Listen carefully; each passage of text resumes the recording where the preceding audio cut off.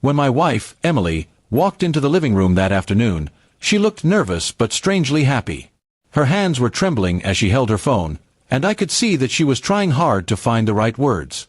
We'd been married for 7 years, long enough to notice when something was off.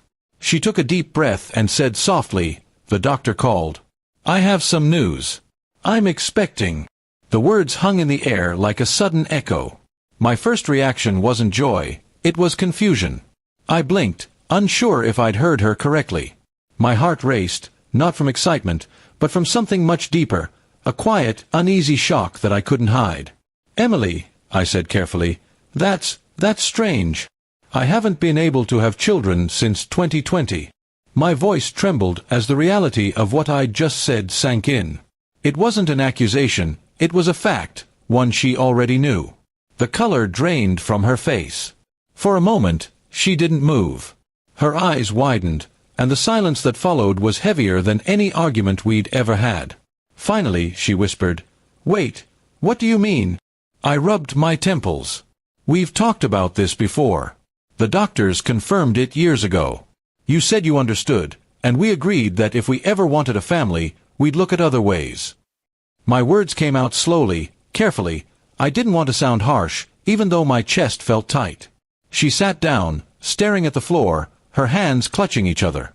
I don't understand," she said in a faint voice. "Maybe it's a mistake. Maybe the doctor mixed something up." Her voice cracked as she spoke. I wanted to believe that. I truly did. But something in her tone, a quiet, nervous tremor, made my stomach twist. Still, I couldn't jump to conclusions. Love, after all, had to start with trust, even when trust felt like standing in the dark. Over the next few days, I tried to stay calm. We agreed to get a second opinion. She went for another test, and I waited, days that felt like years. Every time the phone rang, my heart jumped. I wasn't angry, I was scared that the life I thought was real might not be. When she came home with the results, she was crying before she even spoke. She handed me an envelope and said quietly, "It was a false reading. I'm not actually, you know. The first test was wrong." I sat there, stunned, as relief and exhaustion washed over me at once. She looked at me with tears streaming down her cheeks. "I'm so sorry," she said. "I didn't mean to scare you. I should have waited to tell you until I was sure." I nodded slowly, the weight on my chest finally easing. "It's okay," I said quietly. We both panicked. "But Emily, I need you to promise me something. Next time, let's face things together, no matter how confusing or frightening they are." She nodded, still crying, and hugged me tightly.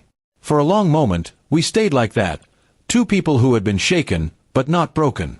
Sometimes it's not the big arguments that test a marriage, but the quiet moments of uncertainty, when you have to choose whether to hold on or walk away. In the end, we didn't just mend a misunderstanding, we rebuilt our honesty.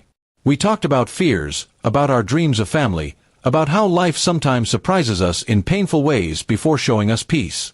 Months later, when I looked back on that day, I realized something important. Trust isn't about never being tested, it's about standing strong when everything feels uncertain. That one afternoon taught us that love doesn't survive because it's perfect, but because it forgives, learns, and continues, even when the truth shakes it to its core.